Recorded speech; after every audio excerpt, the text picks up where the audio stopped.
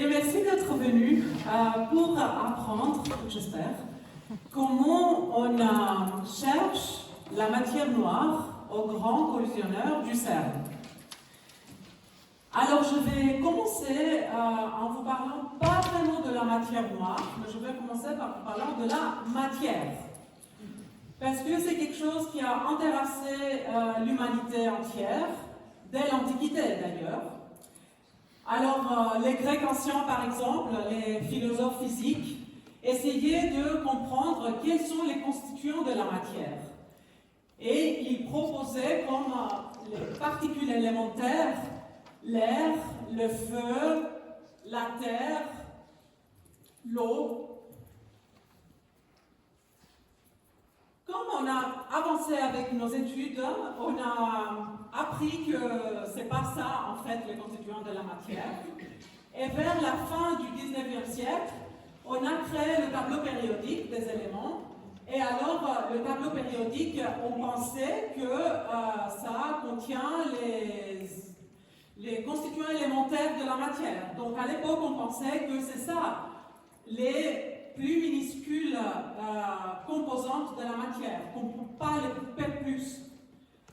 Mais non, on sait que ça, c'est pas vrai du tout en fait, parce qu'on sait que tous les atomes, ils sont composés par des électrons et des noyaux, et ça, on l'a compris seulement au début du XXe siècle. Et on sait aussi que les noyaux sont composés par des protons et des neutrons. Et de nos jours, on sait que le proton et le neutron sont aussi pas élémentaires et ils sont composés par les quarks. Et les quarks et les électrons sont des particules élémentaires, c'est ça qu'on sait aujourd'hui. Et elles ne sont pas les seules particules en fait qui sont élémentaires. Il y a d'autres particules qu'on caractérise à ces tableaux, on les distingue en des leptons et des quarks. Donc ce sont en fait des particules qui ressemblent beaucoup aux électrons et aux constituants de protons et de neutrons, mais ils sont plus lourds, certains d'entre eux. Alors, cette particule maintenant, elle ne se trouve pas d'une manière aléatoire dans le monde, elles subissent des lois très strictes qui sont données par les forces. Alors les forces, il y a certaines forces qu'on connaît très bien par la vie quotidienne. Je suis certaine que tous et toutes vous connaissez la gravitation et l'électromagnétisme. Et en fait, scientifiquement, on les connaît depuis beaucoup d'années, ça. Mais plus récemment, en fait, on a appris qu'il y a deux autres forces. La force forte, qui est la force qui garde tous les quarks bien stables dans les noyaux, dans les protons et les neutrons qui constituent les noyaux des atomes. Et on a aussi la force qu'on appelle faible, qui est liée au phénomène de la radioactivité, la raison pour laquelle on a la radioactivité. Maintenant, on est allé un peu plus loin et on a vu en fait que les forces, elles sont aussi liées à des particules qu'on connaît de nos jours, qu'elles sont élémentaires. Et ces particules, on les appelle les bosons, et elles portent les forces. Alors on sait que l'électromagnétisme est porté par le photon, qui est aussi la particule de la lumière, peut-être vous l'avez entendu dans ce contexte. Et on sait qu'on a d'autres bosons pour les forces fortes et faibles. Notamment, c'est intéressant de voir que pour la force forte, le porteur de cette force, on l'appelle le gluon. Et en fait, c'est une parole qui vient de l'anglais, glue, c'est la colle qui garde en fait les quarks collés ensemble dans les protons et les neutrons. C'est intéressant de noter ici qu'on n'a pas un boson pour la gravitation. Ça, c'est quelque chose qui n'est pas très clair pourquoi. En fait, il y a plein de recherches sur ce domaine. Trouver un potentiel boson pour la gravitation, ou en fait même écrire la gravitation mathématiquement d'une manière qui accepterait, disons, un boson. Donc ça, c'est en fait quelque chose assez ouvert.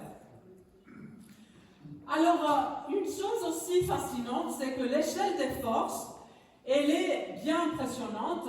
Les forces sont pertinentes pour l'échelle microscopique, donc les tailles les plus petites qu'on peut imaginer, comme pour les échelles les plus grandes. D'accord? Alors, évidemment, selon l'échelle, on a une force ou une autre qui domine. Donc, par exemple, dans le cosmos, c'est la gravitation qui domine, mais dans les échelles microscopiques, c'est la force forte qui domine. Alors, toutes ces particules dont je vous ai parlé, on les décrit avec une théorie, un modèle qu'on appelle le modèle standard. Et toutes ces particules, elles se rassemblent comme des pièces d'un puzzle. Et la dernière pièce de ce puzzle, c'était le boson de Higgs, dont je ne vous ai pas parlé encore. Et ce boson, on l'a découvert au CERN l'année 2012. Et c'était en fait la raison pour laquelle, en 2013, les théoriciens qui avaient proposé l'existence de ce boson ont reçu le prix Nobel. Alors, le boson de Higgs, c'est quoi? C'est pas vraiment lié avec la matière noire, mais c'est quand même très intéressant d'en parler un peu. Le boson de Higgs, c'est la signature observable du champ de Higgs. Et le champ de Higgs, c'est un champ invisible qui se trouve partout autour de nous. Et c'est la raison pour laquelle tous nous et tout autour de nous a une masse. Si on n'aurait pas le boson de Higgs, on n'aurait pas une masse. On serait sans masse. Alors, la chose qui est très intéressante, c'est que plus importante c'est l'interaction des particules avec ces champs, plus grande c'est leur masse. Comme c'est montré par exemple à cette image ici. Plus faible c'est l'interaction, plus petite est leur masse. Alors le photon par exemple qui n'a pas de masse n'interagit pas avec ce champ. Mais non, le boson de Higgs, on l'a découvert l'année 2012, mais il y a encore beaucoup de choses qu'on ne comprend pas sur le boson de Higgs. Par exemple, on a mesuré la masse de ce boson d'être une valeur, on l'a mesuré bien avec nos expériences. On ne sait pas pourquoi la valeur de cette masse est telle. Une autre question pour laquelle on n'a aucune idée encore, c'est quel est le comportement essentiel de ce boson. C'est pas vrai qu'on n'a aucune idée encore, mais on essaie encore en fait de comprendre exactement quelles sont les propriétés du boson de Higgs. Par exemple, est-ce que c'est une particule élémentaire ou elle est composée par d'autres particules? En ce moment, on croit que c'est une particule élémentaire. Mais si on croyait aussi en 1870 pour les atomes. Alors, on est en train, en fait, de faire des études pour comprendre, pour prouver, disons, si le boson de Higgs, c'est vraiment une particule élémentaire ou pas. Alors, le modèle standard, c'est une théorie qui est très précise et qui décrit très bien notre monde, et la matière et les forces, mais elle constitue seulement une pièce dans un puzzle cosmique beaucoup plus grand. Alors, il y a beaucoup d'autres questions qu'on ne peut pas répondre avec cette théorie. Notamment une question, c'est le sujet exactement de cette conférence, qui vient en observant notre cosmos. Alors, allons pas très loin, allons seulement dans notre galaxie, et disons qu'on peut estimer la masse de notre galaxie par les étoiles qu'on peut observer, donc par la lumière qu'on peut voir dans le ciel. Et en utilisant la théorie de la gravitation et le loi de mouvement, on peut estimer quelle sera la vitesse des étoiles autour du centre de la galaxie. Alors, on a une prédiction, et maintenant on peut faire des mesures, et on voit que nos mesures ne sont pas d'accord avec nos prédictions. Ça veut dire que les étoiles qui se trouvent loin du centre de la galaxie ont finalement une vitesse qui est beaucoup plus grande de celle qu'on a prédite. Alors pourquoi est-ce que c'est le cas? Maintenant, on peut dire que bon, ça pourrait être que la théorie de gravitation n'est pas correcte, ça pourrait être que les lois de mouvement ne sont pas correctes, ou ça pourrait être que la masse qu'on a supposée n'est pas correcte. Alors les deux, ici, loi des mouvements et théorie de la gravitation, on sait très bien, on peut les vérifier très bien sur Terre. Alors la chose qu'on suppose maintenant, c'est que la masse qu'on a supposée pour notre galaxie n'est pas correcte. Il y a quelque chose qui manque. Et effectivement, c'est ça qu'on associe avec la matière noire. La matière noire, elle n'a pas les propriétés de la matière ordinaire parce qu'elle n'interagit pas avec la matière de la même manière, elle n'absorbe pas la lumière et elle ne va pas émettre de la lumière non plus.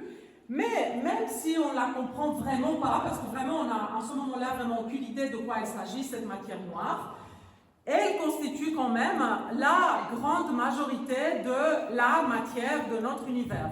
La matière ordinaire, c'est seulement 5% de l'énergie matière totale qu'on peut voir dans l'univers. Mais en fait, on ne sait pas en ce moment-là qu'est-ce que c'est la matière noire. Et c'est pour ça, en fait, finalement, qu'il y a cette série de conférences pour pouvoir en parler un peu. Alors, maintenant, nos amis théoriciens, ils viennent avec beaucoup d'idées sur qu'est-ce que ça pourrait être la matière noire, et ils proposent aussi des particules qui pourraient expliquer la matière noire. Et alors, on a en fait une vaste série de théories qu'on pourrait explorer. Alors moi, comme physicienne expérimentale, je prends des théories et j'essaye de les prouver ou réfuter. Et j'essaye aussi, via les expériences, de voir d'une manière pas vraiment guidée par la théorie nécessairement, qu'est-ce qu'il y a, s'il y a des anomalies dans les données qu'on trouve qui pourraient expliquer quelque chose de nouveau, une nouvelle physique. Alors, pour faire les expériences, on a besoin d'instruments. Alors, voyons un peu qu'est-ce qui se passe avec les instruments. Donc, on peut revenir à l'échelle que je vous ai montré tout à l'heure pour dire que les forces couvrent beaucoup d'échelles,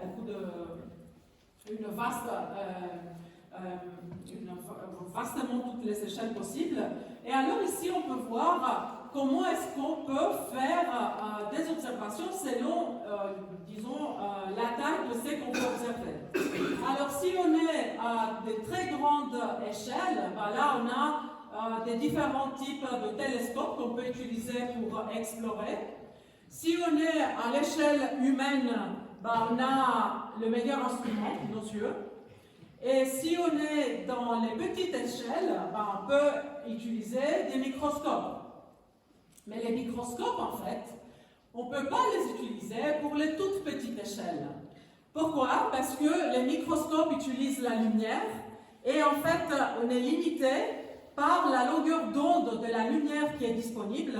Donc, on ne peut pas, en fait, ici j'ai un exemple, une longueur d'onde, donc ça c'est juste une onde. Alors, si on a une cellule, par exemple, qui a une taille de 10 à la puissance moins 6 mètres, avec une onde de ce genre, cette cellule-là, on pourrait la observer.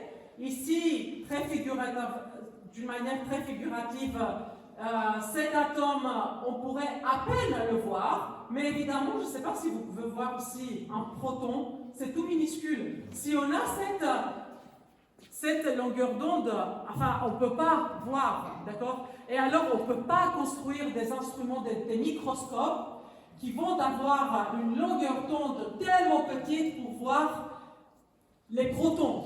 Pourquoi? Parce que pour créer des longueurs d'onde très petites, on a besoin d'énergie énorme. Alors la seule manière pour faire d'énergie énorme, c'est sur Terre, d'accord? Parce qu'en fait, on a des énergies énormes qui viennent par des particules qui viennent par l'univers. La seule manière de construire ce type d'instrument, c'est sur Terre d'avoir des accélérateurs. Alors ça veut dire des instruments qui vont accélérer des particules à des énergies énormes. Et c'est grâce à ces instruments qu'on va pouvoir sonder des distances infinitésimales. Peut-être peut-être vous avez déjà vu cette photo. C'est en fait assez connu dans la région genevoise. C'est les aimants du LHC au CERN. Qu'est-ce que c'est le LHC, Large Hadron Collider, large collisionneur des hadrons? C'est l'accélérateur le plus performant, le plus puissant dans le monde et le plus grand dans le monde. C'est un anneau de 27 km de circonférence, 100 mètres sous terre.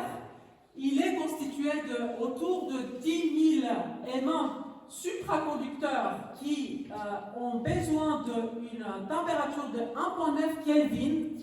Ça, c'est moins 271 Celsius pour fonctionner.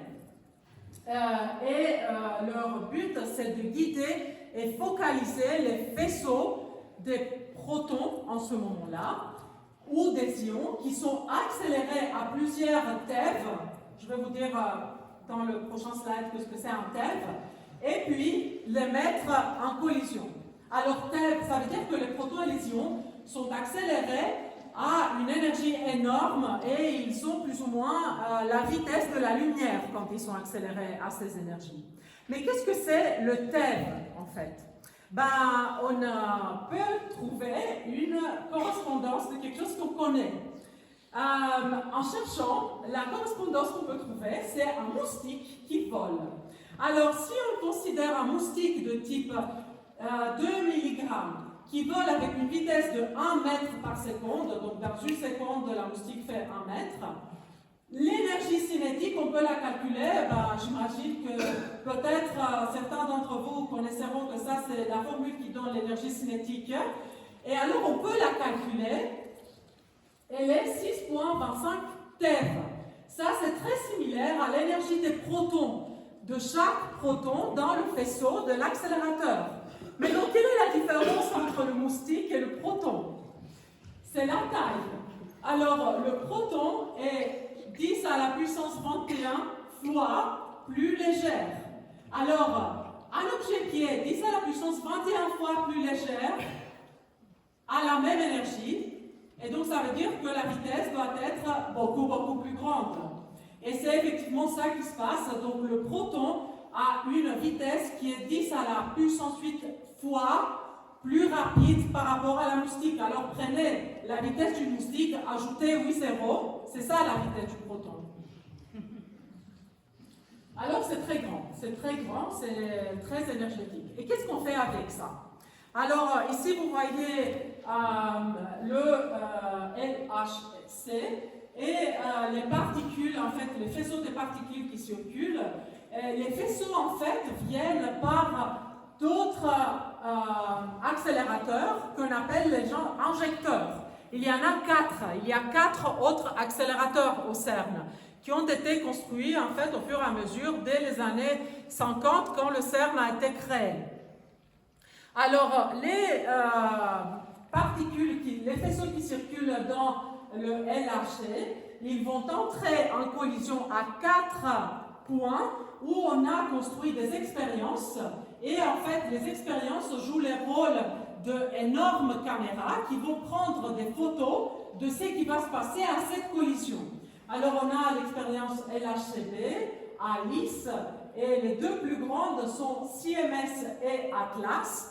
Et de ma part, j'ai travaillé dans l'expérience ATLAS de l'année 2003 quand je suis venue à Genève pour ma thèse de doctorat. Et alors, je vais vous parler dans la suite surtout de cette expérience, sans évidemment perdre la généralité en fait, parce que les choses que je vais vous dire sont pertinentes pour toutes les expériences.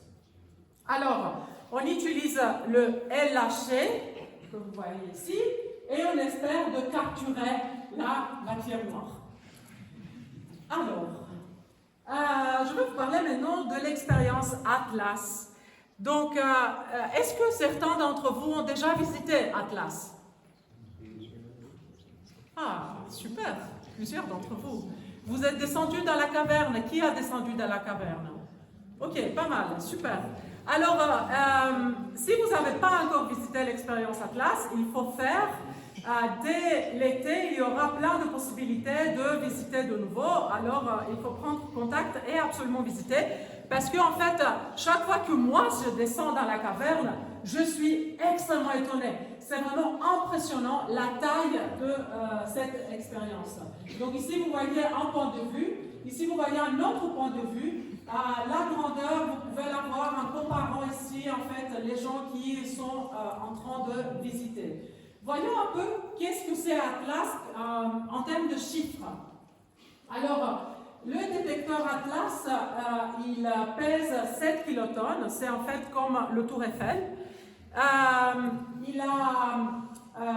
Il utilise aussi des aimants supraconducteurs et il utilise également des pièces de détecteurs qui vont nous aider à dire quelle est la position exacte des particules avec une précision de 10 micromètres. Donc ça c'est 10 à la puissance moins 6 mètres. On a aussi 100 millions de canaux dans notre détecteur. Notre détecteur est composé de trajectographes tout au centre. Donc ça c'est vraiment en fait des détecteurs qui ressemblent aux caméras qu'on a dans nos portables. Et après, on a des calorimètres tout autour qui vont mesurer l'énergie des particules. Et la taille, elle est imposée par les détecteurs qu'on appelle chambres à muons. Donc c'est en fait d'autres trajectographes pour les particules qui ne vont pas interagir avec le reste du détecteur.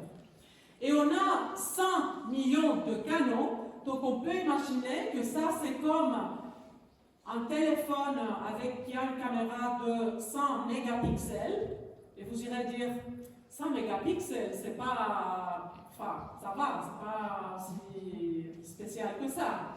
Mais Atlas va voir 1 milliard de collisions par seconde et va prendre 1000 photos par seconde qu'on va enregistrer pour analyser dans la suite. Alors là, vos portables, je ne crois pas qu'ils peuvent faire. Alors, on a en fait jusqu'à maintenant enregistré 1,2 exabytes de données sur disque, sur bande. Et si vous voulez une analogie de ce nombre de données, pour les plus jeunes, c'est 250 millions de films HD type film Netflix, 250 millions.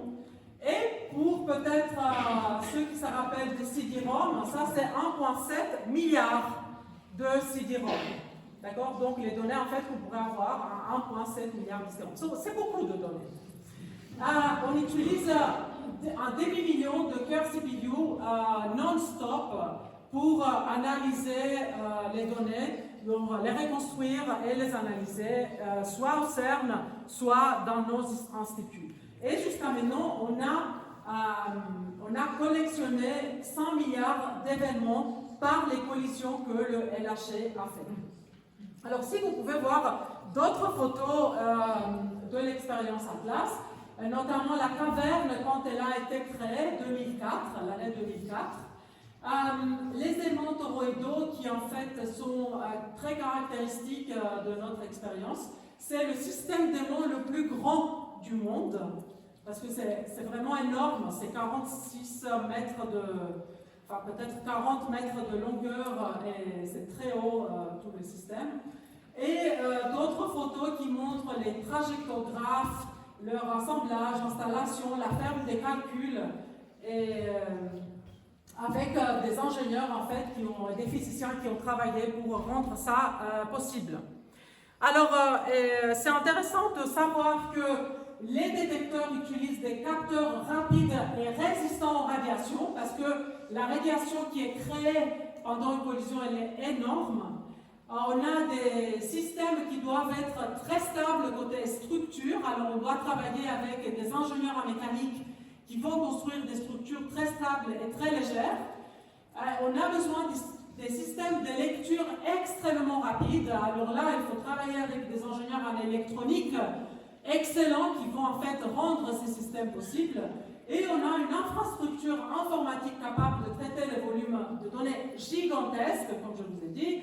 Et alors là, on travaille également avec des ingénieurs en software, en informatique, pour rendre tout ça possible. Donc nous, physiciens, on travaille avec vraiment beaucoup de monde pour rendre nos expériences possibles. Et c'est pour ça, en fait, que finalement, la collaboration Atlas, elle est une expérience sociale elle-même, je pourrais dire. Elle est composée de 3000 auteurs, donc 3000 physiciens, et 1200 doctorants à chaque moment, en fait. Donc c'est des étudiants qui font leur thèse de doctorat.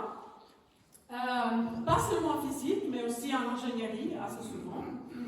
Et on a en total, au-dessus de 3000 auteurs et 1200 doctorants, on est en total 6000 collaborateurs, si on compte aussi tous les ingénieurs et autres personnels qui travaillent avec nous. Et alors, on est en fait une collaboration vraiment internationale, surtout si on voit les membres des nationalités en fait qui participent à nos expériences. Alors, l'histoire de Atlas a commencé l'année 2092, quand on a soumis la lettre d'intérêt. L'expérience a été approuvée l'année 97, pardon. On a pris les premières données 2008, on a découvert le boson de Higgs 2012, le prix Nobel 2013, et depuis, on prend plus et plus de données. Pourquoi? Parce qu'on doit en fait analyser le modèle standard dont je vous ai, que j'ai déjà évoqué, mais aussi essayer de répondre les questions cruciales qu'on ne connaît pas encore, notamment trouver la matière noire. Alors, en ce moment-là, on est à une phase, alors les expériences du LHC fonctionnent avec ce qu'on appelle run. Donc on prend des données pour quelques années, après on a une mise à jour de l'accélérateur et des détecteurs pour les rendre toujours plus performants. On reprend des données, on remet à jour, on reprend des données, on les remet à jour, etc. etc. Et en ce moment-là, on est à la dernière année de la troisième phase de prise des données, avant d'arrêter pour approximativement 4 ans, pour mettre à jour l'accélérateur et les détecteurs et pouvoir prendre davantage de données pour pouvoir comprendre ce qui se passe autour de nous dans l'univers et à la matière avec la précision nécessaire. Et alors, 2030, on va commencer cette phase qui s'appelle le High Luminosity, LHC, donc le LHC de haute luminosité. Et à ce moment-là, on va commencer une prise de données qui va durer en total pour approximativement 12 ans jusqu'à 2041. C'est ça le plan actuel. Mais alors, allons voir un peu qu'est-ce qui se passe dans une collision proton-proton. C'est pas aussi simple que ça. Je voudrais en fait juste vous montrer une petite démonstration avec ce petit vidéo. Alors, la chose qui se passe, c'est qu'on a des faisceaux qui ont... alors, on aura des collisions tous les 25 nanosecondes. C'est une fréquence de 40 MHz. Donc, ça veut dire qu'on a 40 millions de collisions par seconde. Alors, il y a des protons continuellement dans le faisceau. Et quand il y a ces collisions, tous les 25 nanosecondes, notre détecteur va voir ces images. D'accord? Et on a des systèmes qui vont décider très rapidement si ce qui s'est passé au détecteur, ça vaut la peine de l'enregistrer, de prendre une photo pour analyser dans la suite et rendre ces événements des résultats de physique. Alors maintenant, une autre chose, c'est que la collision, elle ne se passe pas juste entre deux protons. Si on voudrait rendre deux protons en collision, les protons sont tellement petits que si on essayerait de les faire une collision, on échouerait la majorité du temps. Ça serait en fait très rare qu'on pourrait y arriver. Alors la chose qu'on fait, que les experts du LHC font, c'est qu'ils rendent en collision des paquets de protons.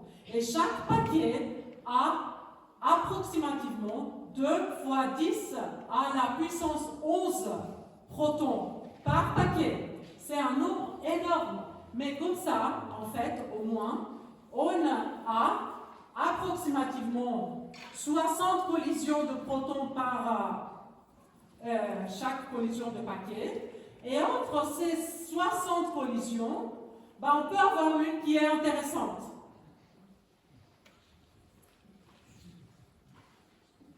Alors, voyons maintenant une intéressante collision. Qu'est-ce qui se passe? On a les deux protons qui sont constitués de gluons et de quarks qui vont aller en collision. Alors, ils vont s'approcher.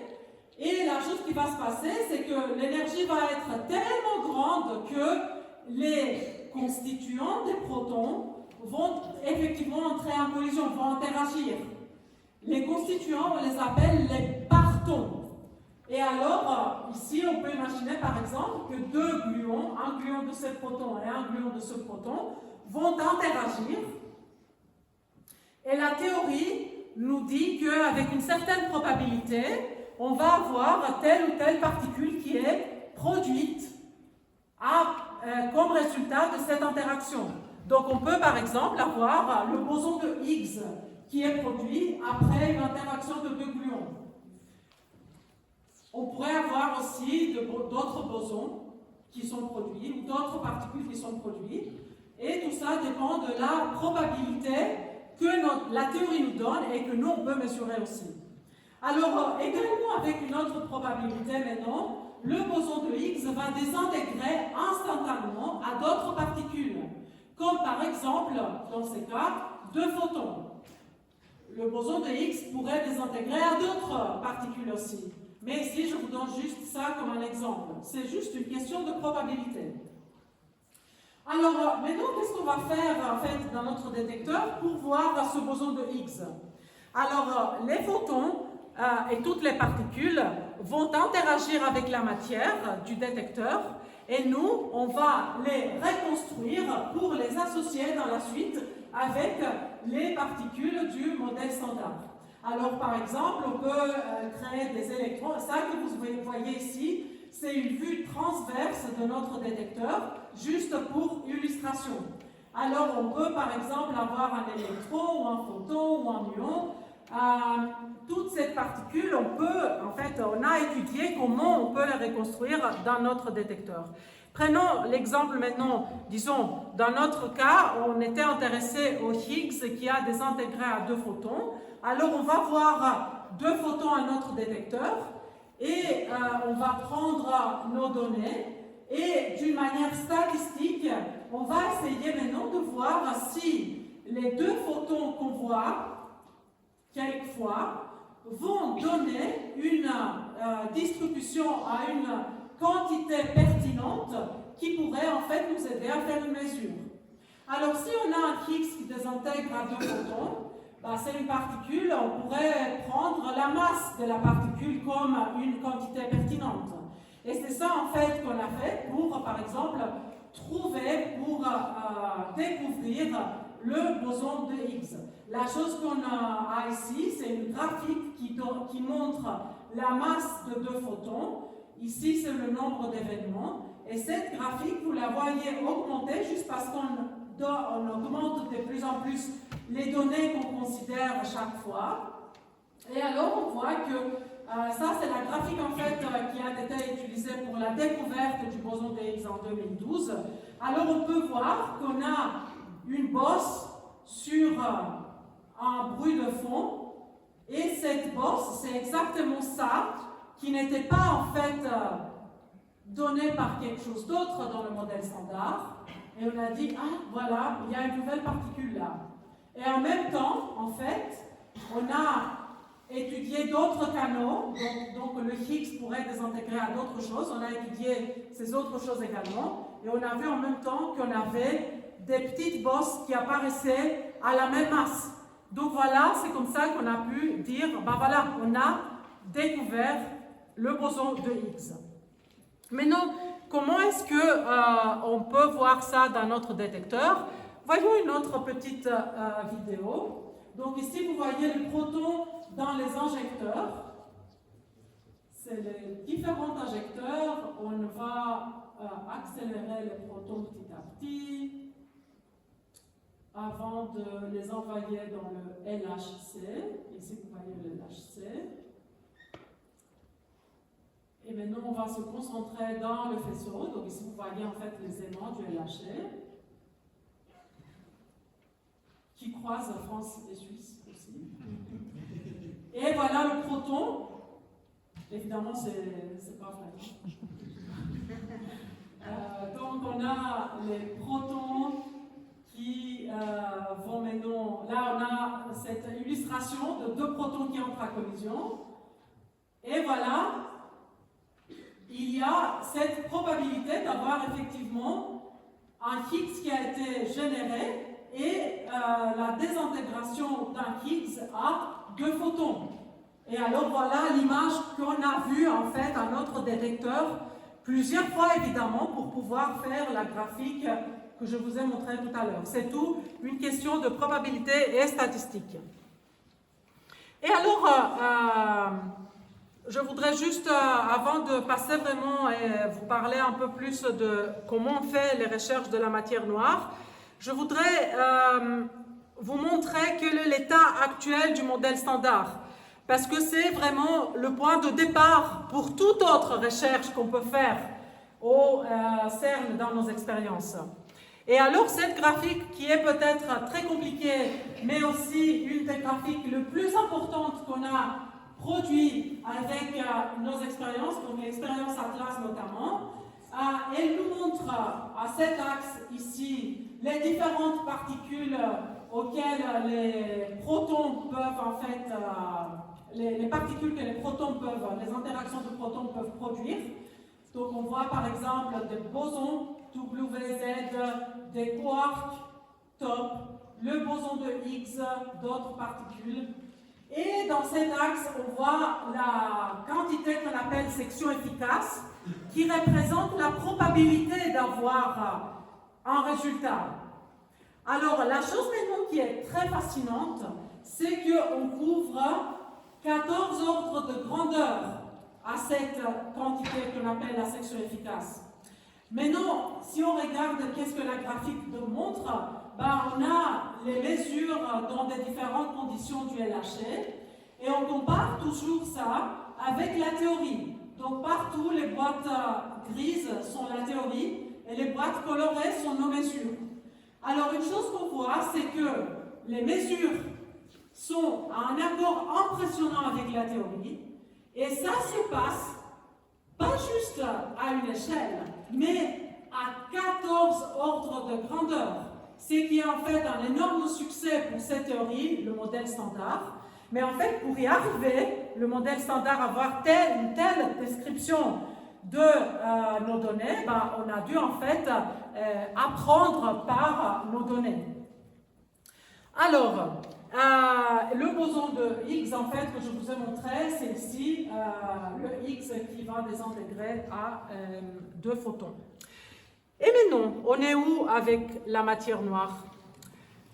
Alors, la collision, dans une collision de protons, comme on a la création d'un boson de Higgs ou des bosons qu'on connaît, mais non, ou d'autres particules qu'on connaît, on peut aussi avoir la création des particules nouvelles que la théorie prédit, mais qu'on n'a pas encore trouvées. Et en fait, on fait des recherches pour trouver ces particules. Donc, on pourrait par exemple imaginer qu'on a une nouvelle particule X qui va désintégrer à des particules de matière noire. Mais nous, on sait que les particules de la matière noire ne vont pas interagir avec notre détecteur. Mais alors, comment est-ce qu'on va la trouver?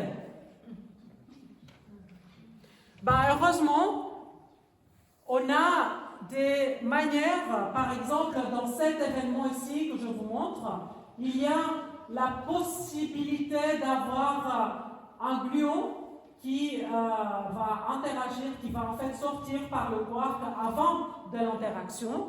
Et alors on peut avoir une image dans notre détecteur qui va ressembler à ça. Donc le gluon va provoquer une signature qu'on connaît bien.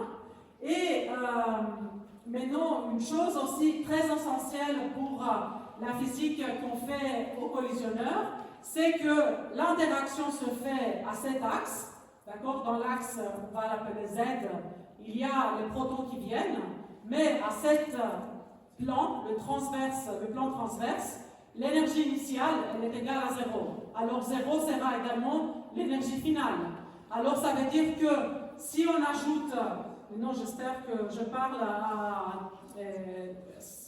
spécialement aux étudiants qui ont potentiellement récemment appris les vecteurs, si on ajoute vectoriellement tous les objets dans ces plans, il faut qu'on trouve quelque chose qui est égal à 0. Alors, si on a quelque chose de ce côté-là, il faut absolument avoir quelque chose de l'autre côté. Alors, cette énergie qui manque pourrait être exactement la présence de la matière noire à notre détecteur. Et c'est ainsi, en fait, qu'on va essayer de voir des signaux de matière noire, soit comme des anomalies anographiques, soit comme vraiment une bosse sur un bruit de fond. Alors ça, on peut le voir également avec des graphiques un peu plus réalistes. Donc ici, on pourrait, ça c'est un vrai événement en fait qu'on a vu, mais évidemment, ces types d'événements peuvent se passer soit parce qu'on a la matière noire, soit parce qu'on a d'autres effets ou d'autres particules dans le modèle standard qui va se comporter comme la matière noire. Notamment, on n'a pas parlé ici, il y a une particule qui ressemble beaucoup à la matière noire dans le modèle standard, qu'on appelle le neutrino. Et en fait, ça c'est une particule qu'on utilise pour voir si notre détecteur est capable de voir des particules comme la matière noire. Et alors ici, on a par exemple un gerbe hadronique du côté, quelque chose qui manque de l'autre côté, ça pourrait être la matière noire, ça pourrait être les neutrinos. Jusqu'à maintenant, on sait que tout ce qu'on trouve, c'est un accord avec l'hypothèse de modèle standard. Alors pour le moment, on n'a pas une découverte de la matière noire, sinon je parlerai de la découverte, pas de la recherche de la matière noire. Mais en fait, une chose qui est extrêmement importante de comprendre, c'est que alors, en ce moment-là, on a un peu sondé le modèle standard à des probabilités très faibles, mais la nouvelle physique, notamment les particules de la matière noire, elles sont tellement rares que ce n'est pas nécessaire qu'on aurait pu la trouver jusqu'à maintenant. Alors, le fait qu'on ne l'a pas trouvée, ce n'est pas nécessairement une surprise. On l'a cherchée, on ne l'a pas trouvée à des endroits évidents, mais ce n'est pas qu'on a tout cherché, parce qu'on n'a pas encore la possibilité, on n'a pas assez de données encore pour trouver ça. Alors, je voudrais en fait, je prends 5 minutes encore, super. Alors, en fait, les statuts actuels pour les recherches de la matière noire, on peut le montrer en fait avec plusieurs graphiques, on a vraiment beaucoup de graphiques. Ici, j'essaie juste d'illustrer une nouvelle particule qui pourrait être associée avec l'existence de la matière noire, on va l'appeler gluing.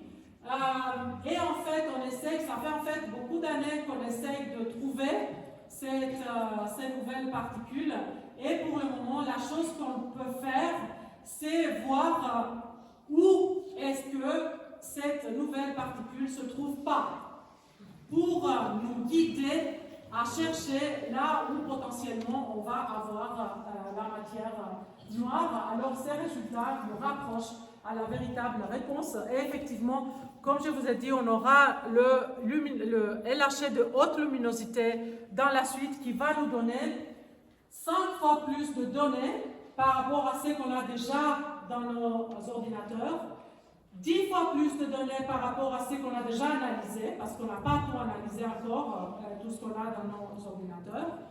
Et ça va se passer avec des conditions en fait très difficiles. Donc on va avoir des images de ce genre à déchiffrer.